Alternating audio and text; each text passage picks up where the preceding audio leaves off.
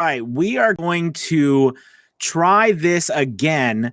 I'm not exactly certain why that happened, but welcome to a VO's journey. I just tried to do another video live stream, and something happened where it glitched. And I don't exactly know why that happened or what was the whole thing with that, but hopefully it's not glitching now and we can get back to doing the live stream as normal. So I apologize. I'm looking over and it looks like people are joining. It was the weirdest thing. I did everything normally like I do, and I started, and all of a sudden it just there was no one joining, nothing was happening. It was weird, and there was an error sign. So that's a good thing. Thank you, Wolf Creek Training and Consulting LLC. So anyways, this is a VO's Journey YouTube channel. This channel is all about helping the new and upcoming voiceover artists grow their business and sidestep all the crazy things that I seem to step on. So now that we've got all that other stuff figured out and we've got some people actually able to watch, I know it probably messed up some people and I apologize, but I want to dive into and have a good conversation about your voiceover marketing and if it's not working for you. Because let's be real, all of the equipment and the acting and all that stuff is so important, right? And each one we cannot do this business without. However, if we can't get clients, if we can't get, actual people to pay us to do voiceovers, we're not going to be successful whatsoever. And I want to look at this. Greg posted a question from yesterday's video in the chat below about mindset, and it really did get me thinking about what are you doing out there when it comes to something not working in your business? Right. So let's say that, hey, Katrina, thank you for joining. Let's say that, you are trying to do voiceover marketing and it's not working. Maybe you're sending out emails. Maybe you're posting samples on a website, or maybe you're on a roster, or maybe you're auditioning. Maybe you're doing all of these things and nothing seems to be getting you business, or it's not getting you the amount of business you want. Well, I want you to, for a second, take a step back and look at your business from like a 20,000 foot view. And I want you to think about, if something is not working, our job as business owners is to solve that problem. Now, because we are de facto employees of our business anyways, hey, boss. I love that. I love boss. Hey, boss. We are employees of our business anyways. We are forced to do all of the acting, all of the paperwork, all of the finance, all of the marketing and everything like that. But for a second, I want you to step back and really start to look at a problem and how you can solve that problem. So in this scenario, if we're talking about marketing and nothing's working, let's just start talking about emailing, for example. If you start emailing customers or clients, and nothing's working, meaning like you're not getting any responses, or you might get a couple of opens, hey Mike, but no one's messaging you back. You're just not getting any work. Or maybe you are driving a little bit of traffic from that because you include a link to your website in the email. So they're going to your website, but then they're not buying anything from you. You can't seem to get anything going. So if you step back and look at that, right, then that's clearly a problem. And you might think, well, duh, Anthony, that's a problem. Right. But here's where this is where you need to step in, because you've identified that it's a problem. Now we have to try something different. And what I mean by that is we've got to try to now solve the problem.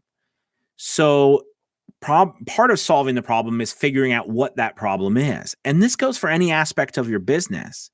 And it's not just solving the problem, meaning that, you do something different and all of a sudden you get work. That's one part, but it's also solving the problem from the context of, how can I do this repeatedly? How can I build this process out, if you will, right? So if we're staying on this email idea and you're not getting work, Well, there could be many different things, right? That could be the problem. Okay. We need a way to make sure that the companies we're sending emails to are viable companies that use voiceover. Because if we're picking a bunch of companies that don't use voiceover and we're sending it to them, we are wasting our time, right? And we're going to our data that we get and we collect is going to be kind of useless because those companies aren't working with voiceover artists. So we need a way to first, when we get those leads, okay, and we're just talking about emailing right now, to qualify them. Okay. So whether you purchase them from, a company that does leads, whether you use software, whether you just go on Google and type in stuff yourself, you need a way to figure out if those people are using voice actors. If they are, all right, then there's the next step, right? Well, if they are, then we want to reach out and contact them. Well, now on there, we're coming to the point of copy. Like, what do you write in an email? We've chosen email in this particular marketing scenario to reach out to this company, right?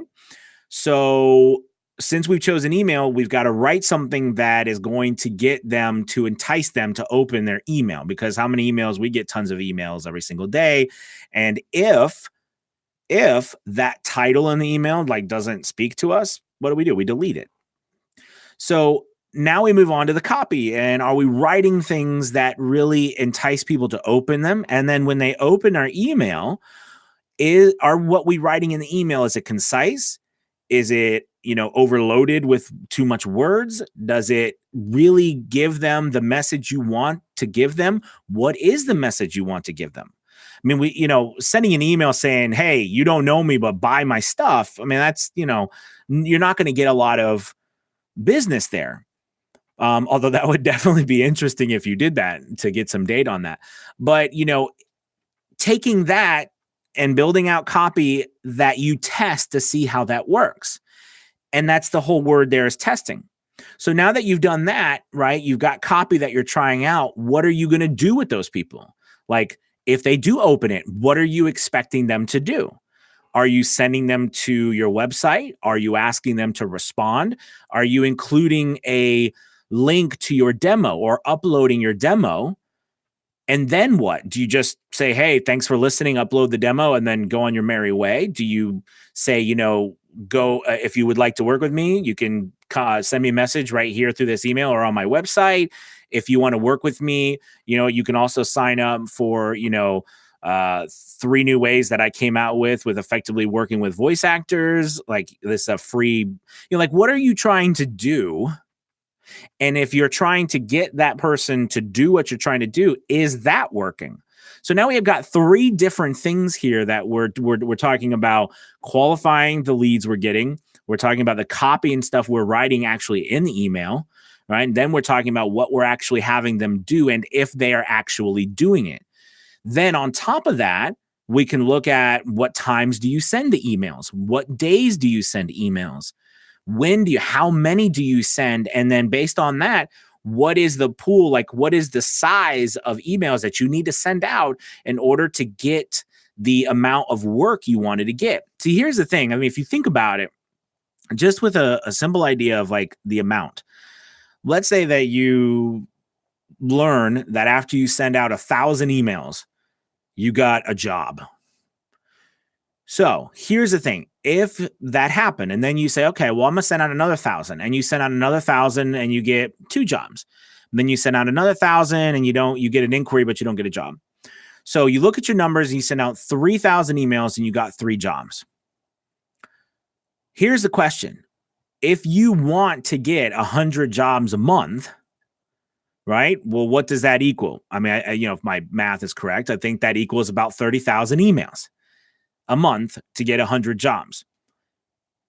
Are you willing to send out 30,000 emails? And are you willing to figure out the process, the system that needs to be in place for you to track all of that? Meaning, like, remember, when you send out an email and someone opens it the first time, I mean, they're probably going to forget you within a few seconds of them looking at it. They might listen to it and then be like, oh, this sounds pretty good. Okay, cool. And move on. Well, if it opens, right? Do you have a way to track whether that's being opened? And if it is being opened, do you have a way to then follow up with them in another week and say, hey, just following up and see if you need any help this week and for with a voice actor or whatever, or hey, just follow, just wanted to say, hey, again, I saw what you're doing over here. Whatever you're doing, you're keeping in contact with them, right? Because if you start to look at marketing and how many times it takes for someone to respond or to actually begin to, put you like in the front of their mind, it takes many different times. Like we're talking, it's getting worse, by the way, too, right? It takes like 5, 6, 7, 8, 9, 10 different times of you getting yourself in front of somebody before they actually take any action. So this is just some things to think about. Are you in a position where you can manage 30,000 of those emails a month? And if the answer is no, then that's something that you as a business owner, an entrepreneur, has to work on figuring out. Does that make sense? And this goes for everything, right? This goes for, so we're talking about marketing, right? It goes for calls. It goes for social media. It goes for being on sites. It goes for, there's hundreds of websites online that we can sign up to be on to, find us business or get auditions or get booked. Do you know what I mean? There's tons of them on site. How do you manage all of those? And on top of that, how do you manage people coming in? You could go on and on. So the cool thing about this is, or what I'm trying to get at is that if you are having trouble with these things, I want you to actually take a step back for a moment and just look and say, do I really have like an infrastructure set up to be able to get the type of business I'm talking about? Right. And if the answer is no, then, that's a part of what you need to be working on. Okay. Not just getting the business. The business will come if you have those processes in place. All right. So, yeah, I know, Greg, there were 2 live streams. One of them just, I don't know why it just kind of messed up and glitched out. I'm not sure why there was 2, but, it's what happened. So I do apologize about that. That first one did. So anyways, if you have any questions about that, you know what I mean? I'd love for you to ask them. I know that's a lot. And I know, again, that's kind of like a mindset. And Greg, I was mentioning you about mindset, but, well, we're talking about mindset. You definitely go back and watch this, but mindset, like you mentioned in the last comments from the last video, but it was about, marketing and taking a step back and looking at your business. So if you have a moment and you have a question about that or what we talked about, go ahead and post it in the chat. I'd love to answer it for you. Again, this was not necessarily philosophical, but it was definitely more of a 20,000 foot view of your business. And I think that's important because, like I said, so many times, and I know for me, I come up here and I sit down and I've got work to do. I've got like different jobs that are in the queue that I've got to finish. I've got to do this and that. And it gets to the point where I'm literally just working. I'm not actually figuring out how to make anything better. I'm just working by default because that's all I have time to do because I'm the only one, what is it? The chief, the CEO and chief bottle washer or whatever they call it, right? All right, so let's see over here. Let's see, boss. When I worked as a GM at the sign shop, I was responsible for a lot of the store's marketing. One of the key things I learned, presentation is key and never ever pest. See, so that's really cool. And here's the thing. If you pest, how do you know that you're being a pest? Most of us think that when we post something like, let's say, social media, that everybody sees it and they're done with us.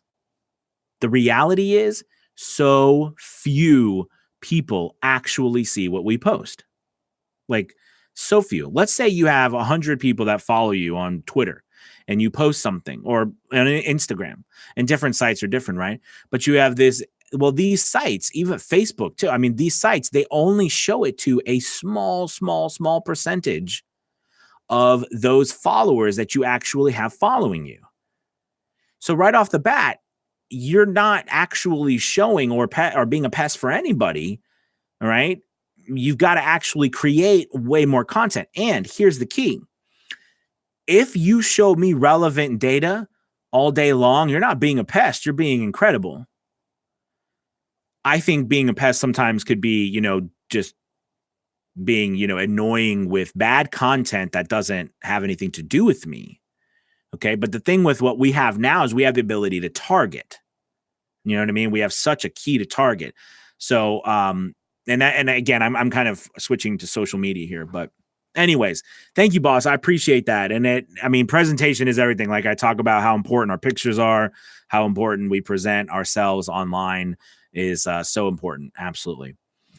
All right, you guys. Well, hey, thank you so much. I appreciate it. Sorry about the mess today. It was not the live stream I expected it to be, but I think it's actually a really good topic, and I'd love for you to leave some comments. Hopefully you'll be able to watch through it and, talk a little bit or ask some questions about what I said, because we didn't get to do it here. So thank you guys for watching. I appreciate it. Hopefully tomorrow there won't be some weird glitch. All right, guys.